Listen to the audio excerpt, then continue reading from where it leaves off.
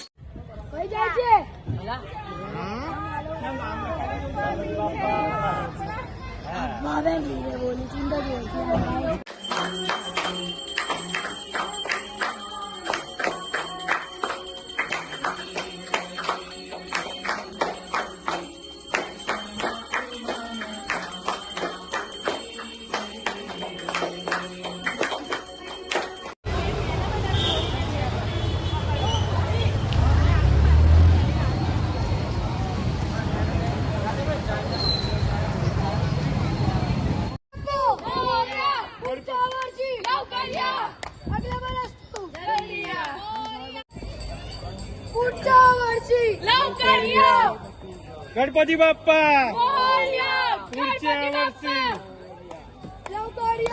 पुढच्या वर्षी गणपति बाप्पा पुढच्या वर्षी